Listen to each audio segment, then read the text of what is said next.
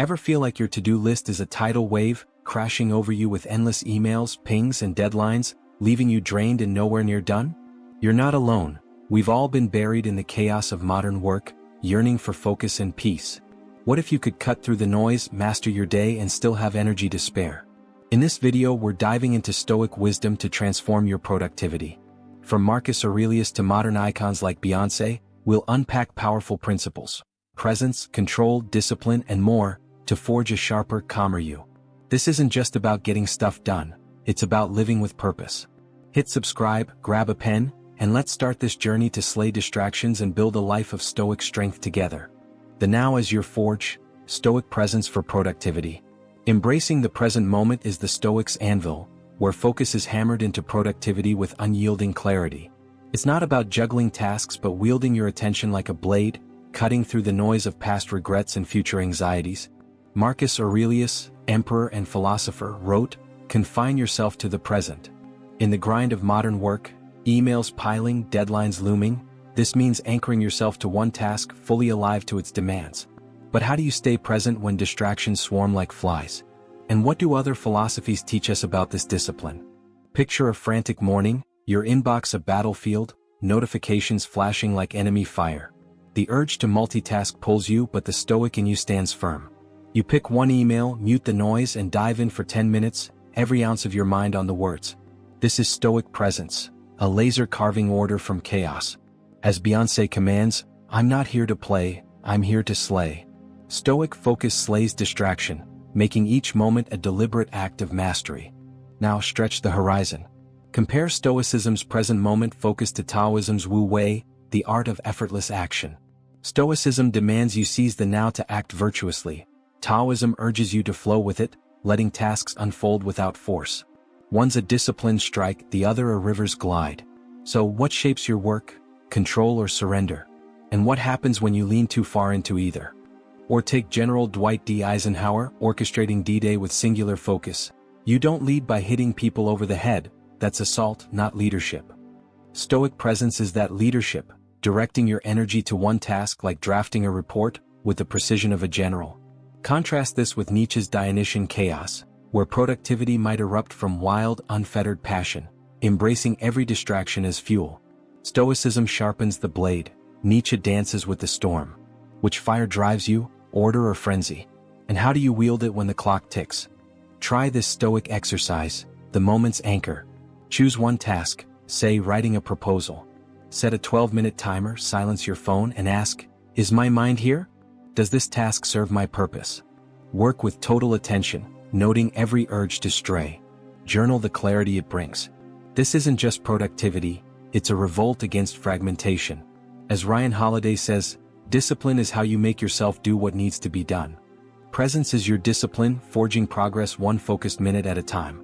Now, pivot to Aristotelianism, where the golden mean balances work's intensity with rest for flourishing. Stoicism's presence is fiercer, demanding total commitment to the moment's duty, even if it's grueling. Imagine Seneca and Aristotle at a desk. One tackles a single task with relentless focus, the other seeks harmony, pausing for balance. Whose rhythm calls you? And what's the cost when focus becomes obsession? Let's paint a scene. You're a sculptor, your day a block of marble. Each task is a chisel strike, guided by Stoic presence, shaping a masterpiece of productivity. Compare this to utilitarianism, where work serves the greatest good, perhaps prioritizing team tasks over personal ones. Stoicism sculpts for your virtue, utilitarianism for collective gain. Ask, do you carve for your soul or the world's benefit? And can one statue honor both? Here's the raw edge, presence is a battle. It's not easy to ignore the ping of a text or the lure of a quick scroll. The Stoics knew this fight. Epictetus, once enslaved, found freedom in controlling his attention, choosing focus over distraction. Contrast this with existentialism, Sartre's call to define yourself through every choice, where presence might mean embracing the chaos of options. Stoicism anchors you, Sartre sets you adrift. Which tether holds you, clarity or freedom? And how do you stay present without drowning? This is your challenge. At your next work session, practice the Stoic laser. Pick one task, set a 10-minute timer, and ask, am I fully in this moment? Is this worth my now? Work without wavering, then journal the experience. That's Stoicism, alive in your focus. As Serena Williams says, you have to believe in yourself when no one else does. Stoic presence is that belief, making every task a testament to your strength. What will you carve in your next moment? The helm of control, Stoic mastery over your domain. Controlling what you can and releasing the rest is the Stoic's compass, steering your productivity through life's storms with unshakable resolve. It's not about wrestling the universe into submission but commanding your own ship, your effort, your choices, your mindset. Epictetus, the former slave-turned-philosopher, declared, "Some things are up to us and some things are not." In the chaos of work, deadlines crashing, emails flooding, this means focusing solely on your actions, letting go of what lies beyond your grasp. But how do you hold the helm steady when the world demands more? And what do other philosophies reveal about this discipline? Imagine a project spiraling, your teammates late, the software crashes. The instinct is to fume, but Stoic wisdom kicks in. You can't fix the tech or your colleague's pace, but you can polish your part, rehearse your delivery, and stay calm. This is your circle of control, a fortress where you reign. You pivot, refine, and move forward unshaken. As Dwayne Johnson growls, blood, sweat, and respect. The first two you give, the last one you earn. Stoic control earns your respect, anchoring productivity in what you command. Now expand the view. Compare Stoicism's focus on control to Buddhism's doctrine of non-attachment, where letting go of all desires frees you from suffering. Stoicism releases what's external to sharpen your action. Buddhism detaches to dissolve the self's craving.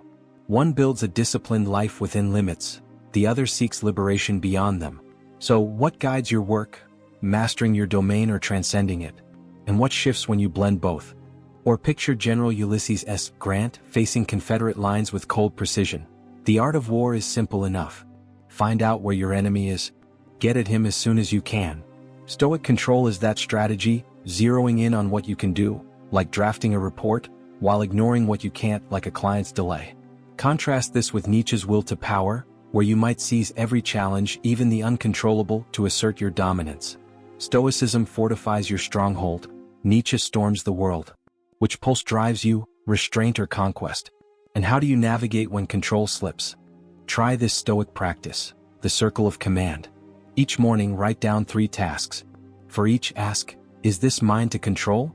Can I act on it today? Focus only on those, like scheduling a meeting or editing a draft.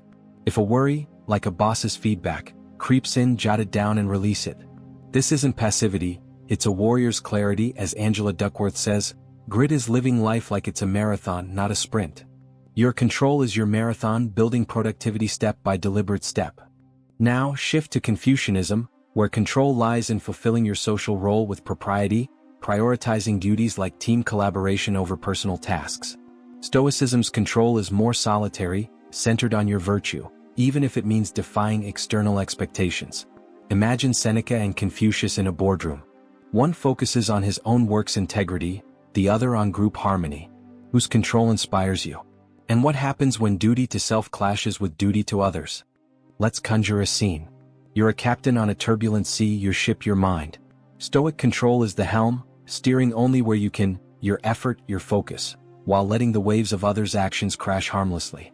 Compare this to existentialism, where Sartre casts you as both captain and storm, burdened to create meaning in every choice, even the uncontrollable. Stoicism sails with purpose. Sartre wrestles the void. Ask, do you steer for your own virtue or the world's meaning? And what course holds both? Here's the hard truth. Control is a discipline, not a gift. It's choosing to ignore the client who won't reply and pouring your energy into what's yours, like perfecting your pitch. The Stoics lived this. Seneca, amidst Rome's intrigue, controlled his words and actions, letting go of courtly chaos. Contrast this with Schopenhauer's pessimism, where control is a fleeting illusion against the will's endless hunger. Stoicism empowers, Schopenhauer surrenders. Which lens sharpens your work, agency or despair? And how do you hold fast when the uncontrollable looms? This is your summons. Tomorrow, practice the Stoic compass. List 2 tasks within your control, like organizing your desk or drafting an email. Ask, is this mine to shape? Does it align with my purpose? Act on them, releasing all else, and journal the freedom it brings. That's Stoicism, alive in your choices. As Brené Brown says, courage starts with showing up and letting ourselves be seen. Stoic control is your courage, making you the master of your work's destiny. What will you command today? The Architect's Compass, Stoic Planning for Disciplined Action. Planning with intention and acting with discipline is the Stoic's blueprint, a deliberate design for productivity etched with the precision of a master architect. It's not about filling your day with tasks but charting a course that serves your highest purpose, then following it with unrelenting resolve. Seneca, the Stoic sage, warned, "Life, if you know how to use it, is long enough." In the whirlwind of modern work, meetings piling, notifications buzzing, this means crafting a plan that prioritizes virtue over chaos and executing it with ironclad focus. But how do you stay true to your map when life's winds shift? And what do other philosophies teach us about this craft? Imagine a morning teetering on the edge of disorder. Emails flood, calls loom, your focus phrase. Now picture a Stoic reset. You carve out 5 minutes to list 3 essential tasks, say drafting a proposal, reviewing data, calling a client. You schedule them, commit, and work with the tenacity of a soldier holding the line. This is Stoic discipline transforming intent into impact. As Kobe Bryant said, "Great things come from hard work and perseverance. No excuses." Stoic planning is your hard work, sculpting order from the raw stone of your day. Now broaden the lens. Compare Stoicism's disciplined planning to Zen Buddhism's embrace of the present, where action arises spontaneously without rigid structure. Stoicism maps the day to align with virtue. Zen flows with the moment, trusting intuition. One's a crafted itinerary, the other a dance with the now. So, what steers your work, deliberate design or fluid presence? And what breaks when your plan meets reality's chaos? Or take General George S. Grant, whose calculated strategies crushed Confederate lines. In every battle, there comes a time when both sides consider themselves beaten. Then he who continues the attack wins. Stoic planning is that relentless advance, prioritizing a key report over lesser tasks and executing with focus, no matter the distractions. Contrast this with existentialism, where Sartre's radical freedom might reject plans, embracing each moment's choice as a new creation. Stoicism builds with purpose. Sartre reinvents with every step. Which rhythm fuels you, structure or reinvention? And how do you march when plans falter? Try this Stoic practice, the purposeful map. Each night, spend 7 minutes charting tomorrow's course. Select 3 critical tasks, assign times and ask, do these serve my goals? Are they worthy of my effort? Execute with unwavering commitment, pivoting only when necessity demands. Journal the clarity it brings. This isn't just scheduling, it's a vow to your virtue. As Oprah Winfrey says, the big secret in life is that there is no secret.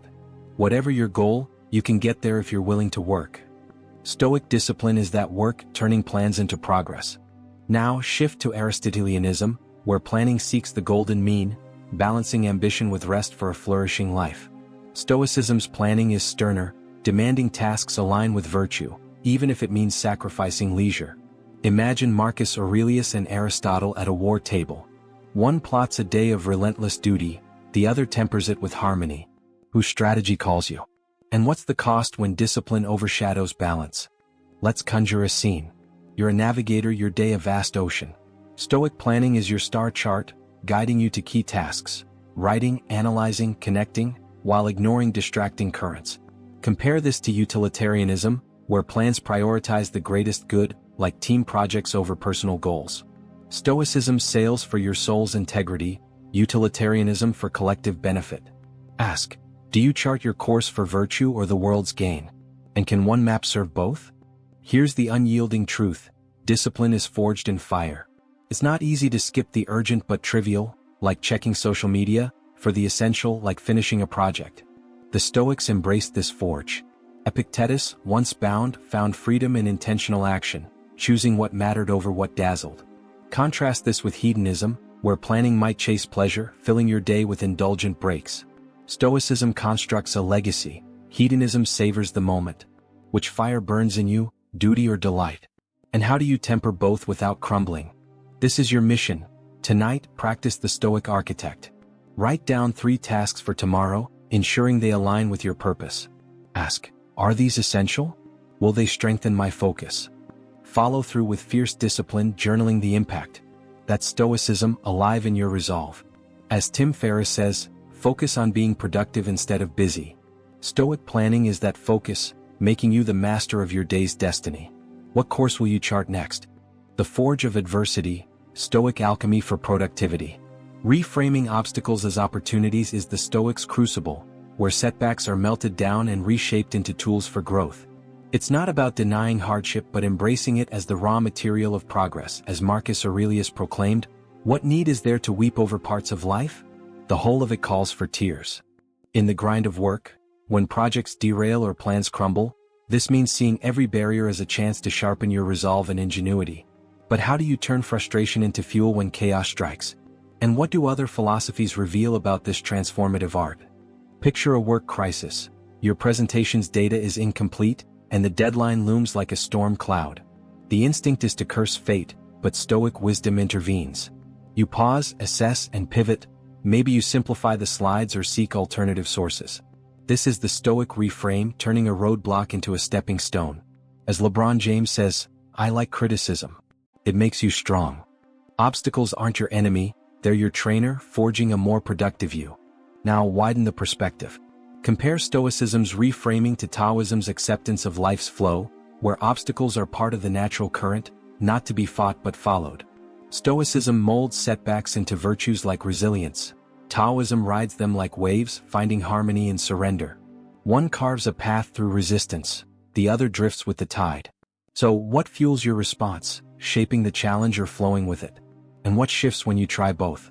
Or take General William T. Sherman, marching through Georgia's hostile terrain, "We must move forward or we are lost." Stoic reframing is that forward march, using a delayed project to hone your problem-solving or a failed pitch to refine your skills. Contrast this with existentialism, where Sartre might see obstacles as absurd, meaningless tests of your freedom to create purpose. Stoicism builds from adversity, Sartre defies it. Which stance drives you, construction or rebellion? And how do you stand when the ground shakes? Try this Stoic practice, the adversity forge. Next time you face a setback, like a rejected proposal, pause for 15 seconds. Ask, "What can this teach me? How can I grow stronger?" Write down one actionable step, like seeking feedback or studying a new tool. Journal the outcome. This isn't surrender, it's alchemy. As Brené Brown says, you either walk inside your story and own it, or you stand outside and hustle for your worthiness. Stoic reframing owns the story, turning obstacles into productivity's gold. Now shift to Aristotelianism, where obstacles test your pursuit of the golden mean, balancing effort with wisdom. Stoicism's reframe is fiercer, demanding you extract virtue from every challenge, even at the cost of comfort. Imagine Seneca and Aristotle facing a stalled project. One sees it as a chance for discipline, the other seeks equilibrium, perhaps delegating to restore balance. Whose approach resonates? And what's the price when growth demands pain? Let's paint a scene. You're a blacksmith, your work a glowing forge. Each obstacle, a missed deadline, a tech glitch, is a lump of iron heated by frustration but shaped by Stoic resolve into a stronger tool. Compare this to utilitarianism, where obstacles are judged by their impact on the greater good, like redirecting effort to team goals. Stoicism forges for your soul's strength, utilitarianism for collective progress. Ask, do you shape adversity for yourself or the world? And can one hammer strike both? Here's the stark truth, reframing isn't soft, it's brutal. It's choosing to see a derailed plan not as failure but as a chance to innovate, even when every fiber screams to quit. The Stoics mastered this. Epictetus, once enslaved, turned every hardship into a lesson, finding freedom in perspective. Contrast this with Schopenhauer's pessimism, where obstacles are just more proof of life's relentless misery. Stoicism transforms, Schopenhauer laments. Which lens sharpens your edge, hope or despair? And how do you wield it when the forge burns hot?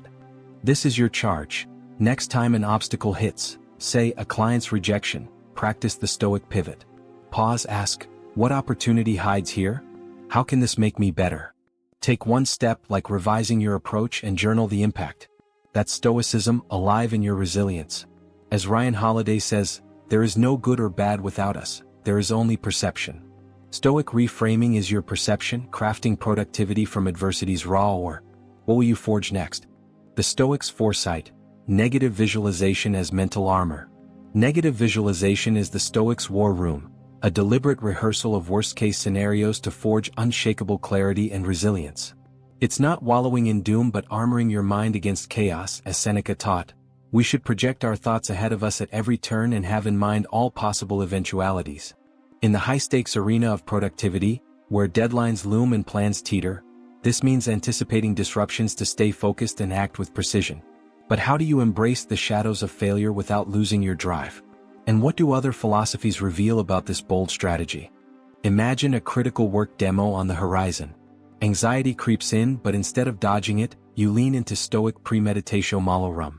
You visualize the projector crashing, your notes vanishing, tough questions flying. Then you counter, save files offline, rehearse key points, prep sharp responses. You stride into the room not fearless but ready. This is Stoic foresight, turning dread into a battle plan. As Denzel Washington says, you pray for rain, you gotta deal with the mud too. Negative visualization deals with the mud, ensuring your productivity weathers any storm. Now broaden the canvas.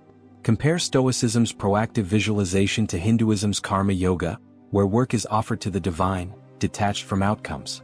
Stoicism imagines the worst to strengthen your action. Hinduism surrenders results to a higher power for inner peace.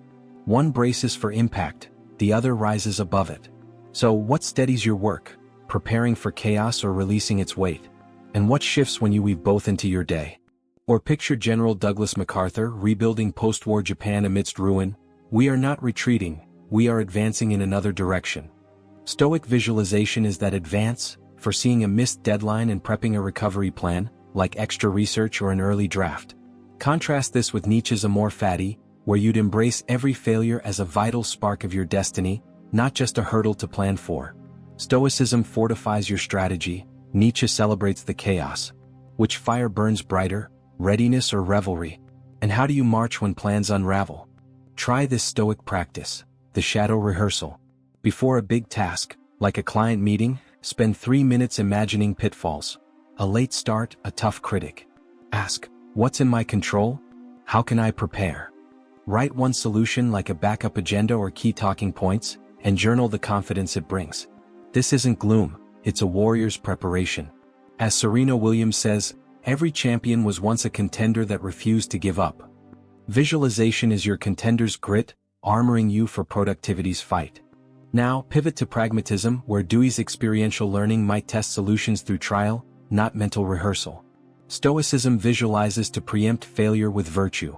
Pragmatism experiments to find what works, unmoored by moral anchors.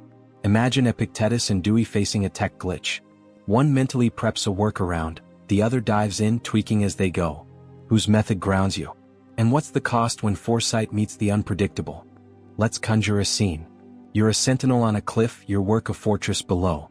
Stoic visualization is your watch, scanning for threats, delays, errors, and readying defenses like extra resources or a fallback plan. Compare this to existentialism, where Sartre casts obstacles as absurd tests of your freedom, not to be foreseen but confronted in raw choice. Stoicism guards the gate, Sartre storms it. Ask, do you prepare for the siege or thrive in its chaos? And can one sentinel do both? Here's the unflinching truth, visualization isn't cowardice, it's courage. It's staring down the possibility of failure, not to cower but to conquer. The Stoics mastered this. Marcus Aurelius, ruling an empire, foresaw betrayals and crises, yet acted with calm precision. Contrast this with hedonism, where you dodge grim thoughts, chasing pleasures fleeting high instead. Stoicism sharpens your spear, hedonism dances in the sun. Which pulse drives your work, resolve or escape? And how do you face the shadows without flinching? This is your mission. Before your next task, practice the Stoic sentinel. Spend 2 minutes picturing what could derail it, a lost file, a tough question. Ask, how can I counter this? What's my move? Act on one precaution like double-checking your work and journal the clarity it brings. That's Stoicism, alive in your foresight. As Tim Ferriss says, the hard choices, what we most fear doing, are often what we most need to do. Stoic visualization is that hard choice, fortifying your productivity against life's storms. What threat will you disarm next? The altar of gratitude, Stoic reverence for your craft. Cultivating gratitude for your work is the Stoic's sacred flame, illuminating every task as a gift rather than a grind. It's not about ignoring the slog but reframing it as a chance to forge virtue. As Seneca declared, no man is more unhappy than he who never faces adversity. In the relentless pace of modern productivity, emails stacking, deadlines pressing. This means pausing to cherish the act of creation, shifting your mindset from obligation to opportunity. But how do you find gratitude when work feels like a burden? And what do other philosophies teach us about this transformative lens? Imagine staring down a tedious spreadsheet, your energy drained. The Stoic in you pauses, reflects, I'm grateful for this chance to sharpen my mind, to contribute. Suddenly the task isn't a chore, it's a privilege, a spark of purpose. This is gratitude's alchemy, turning drudgery into meaning. As Beyoncé says, I don't like to gamble, but if there's one thing I'm willing to bet on, it's myself. Stoic gratitude bets on your work, fueling productivity without the scorch of burnout. Now expand the view. Compare Stoicism's gratitude to Hinduism's bhakti, where work is an offering to the divine, infused with devotion. Stoicism roots gratitude in personal virtue, thanking the task for your growth. Bhakti elevates it to a spiritual act, serving a higher power. One grounds you in self-mastery, the other lifts you to transcendence. So, what kindles your gratitude, your soul's progress or a cosmic connection? And what shifts when you honor both? Or picture General Dwight D. Eisenhower planning D-Day amidst chaos. Leadership is the art of getting someone else to do something you want done because he wants to do it. Stoic gratitude is that art, finding joy in a report's challenge or a team's collaboration, seeing each as a chance to lead yourself. Contrast this with Nietzsche's will to power, where gratitude might fuel ambition, thanking work for the strength to dominate. Stoicism humbles you, Nietzsche exalts. Which gratitude drives your effort, humility or conquest? And how does it shape your day? Try this Stoic practice, the gratitude ember. At day's end, write down one work moment you're thankful for, perhaps a problem solved or a skill stretched. Ask, how did this grow me? Does it align with my purpose? Journal the warmth it brings. This isn't soft sentiment, it's a Stoic anchor. As Angela Duckworth says, passion for your work is a little bit of discovery followed by a lot of development. Gratitude is your development, stoking resilience for the long haul. Now, shift to pragmatism, where Dewey's focus on experience might find gratitude in work's tangible results, like a project's success, not its moral weight. Stoicism's gratitude is deeper, tied to the act itself, even if outcomes falter. Imagine Epictetus and Dewey at a desk. One thanks the task for discipline, the other for its impact. Whose gratitude resonates? And what happens when effort yields no reward? Let's conjure a scene. You're a pilgrim, your work a temple. Each task, a memo, a meeting, is an offering sanctified by Stoic gratitude, building a shrine to your virtue. Compare this to Confucianism, where gratitude for work stems from fulfilling your role in society, like supporting a team. Stoicism worships at your soul's altar, Confucianism at the community's. Ask, do you thank your work for your growth or your duty? And can one prayer serve both? Here's the raw truth. Gratitude is a rebellion. It's choosing to see abundance in a grueling day, defying the urge to complain. The Stoics lived this defiance. Marcus Aurelius, amidst empire's burdens, gave thanks for his duties, finding strength in service. Contrast this with existentialism, where Sartre's gratitude might be a defiant act against a meaningless void, creating purpose through choice. Stoicism roots you in what's real, Sartre dares you to invent it. Which gratitude anchors you, presence or creation? And how do you hold both when work feels empty? This is your summons. Tonight, practice the Stoic offering. Reflect on one work moment, maybe a tough call handled well, and write why you're grateful. Ask, did this strengthen me? Does it reflect my values? Journal the shift in perspective. That's Stoicism alive in your thanks. As Oprah Winfrey says, be thankful for what you have. You'll end up having more. Stoic gratitude is your wealth, transforming every task into a step toward a virtuous, productive life. What offering will you make next? The Stoics mirror, daily reflection for relentless growth. Daily reflection is the Stoics' crucible, a nightly forge where the day's actions are examined, tempered, and honed into sharper tools for tomorrow. It's not about lingering on mistakes but dissecting them with surgical precision to sculpt a more virtuous, productive self, as Marcus Aurelius urged. Look within. Within is the fountain of good. In the frenetic churn of modern work, tasks piling, distractions beckoning, this means carving out time to assess your choices, realign with your purpose, and evolve. But how do you face the mirror of your day without flinching? And what do other philosophies reveal about this introspective art? Imagine the day's end, your desk cluttered, mind racing. Instead of collapsing, you open a notebook and ask, what did I achieve? Where did I falter? You note a solid meeting but an hour lost to mindless scrolling. With Stoic clarity, you resolve to block distractions tomorrow. This is reflection as reinvention, sharpening your blade for the next battle. As Kobe Bryant said, "I'm reflective only in the sense that I learn to move forward." Stoic reflection is that forward march, carving a path to relentless improvement. Now widen the frame. Compare Stoicism's inward reflection to Zen Buddhism's Zazen, where meditation strips away the self to reveal the moment's truth.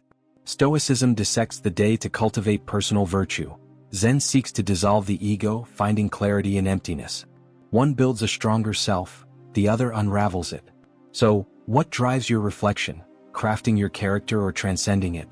And what shifts when you gaze through both lenses? Or take General George S. Patton, whose ruthless self-assessment drove his victories: always do everything you ask of those you command. Stoic reflection is that command turned inward, evaluating a day's work, say a rushed report, and planning to prioritize focus tomorrow. Contrast this with Nietzsche's eternal recurrence, where you reflect to embrace every moment as if it repeats forever, fueling bold creation over disciplined refinement. Stoicism sharpens with purpose. Nietzsche revels in intensity. Which pulse guides your mirror, precision or passion? And how do you reflect when the day feels wasted? Try this Stoic practice, the evening forge. Each night, spend 6 minutes journaling. Ask, what did I accomplish? What pulled me off course? What's one step to improve? Write a single goal for tomorrow, like cutting meetings to focus. Journal the insight it sparks. This isn't navel-gazing, it's evolution. As Brené Brown says, owning our story can be hard, but not nearly as difficult as running from it. Stoic reflection owns your story, forging a more productive you with every entry. Now shift to Aristotelianism, where reflection seeks the golden mean, balancing excess and deficiency in your actions. Stoicism's reflection is sterner, demanding alignment with virtue, even if it means confronting harsh truths. Imagine Seneca and Aristotle at dusk. One probes his day for moral lapses, the other seeks harmony in his efforts. Whose mirror calls you? And what's the cost when reflection reveals failure? Let's paint a scene. You're a sculptor, your day a block of marble. Stoic reflection is your chisel, carving away distractions, procrastination, overcommitment, to reveal a stronger form. Compare this to utilitarianism, where reflection measures your work's societal impact, like a project's benefit to your team. Stoicism sculpts for your soul's integrity, utilitarianism for collective good. Ask, do you reflect to shape yourself or serve the world? And can one statue embody both?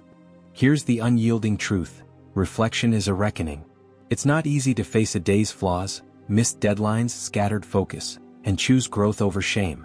The Stoics thrived in this reckoning. Epictetus, once enslaved, reflected nightly to master his mind, turning hardship into wisdom.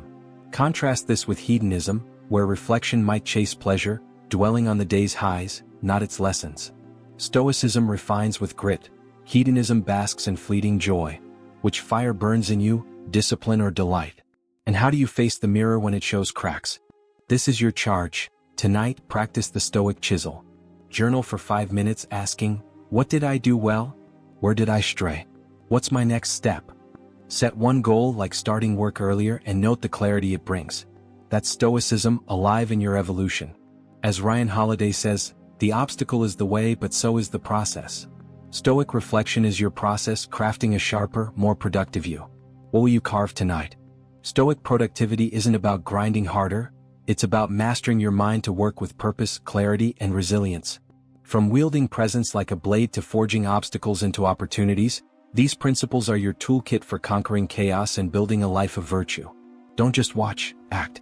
Pick one practice like the Stoic laser or evening forge and commit to it this week. You're not chasing tasks, you're sculpting your destiny. Smash that like button, subscribe, and hit the bell to join our tribe of Stoic warriors. Drop your favorite tip in the comments and let's grow stronger together. Keep forging, and I'll see you in the next video.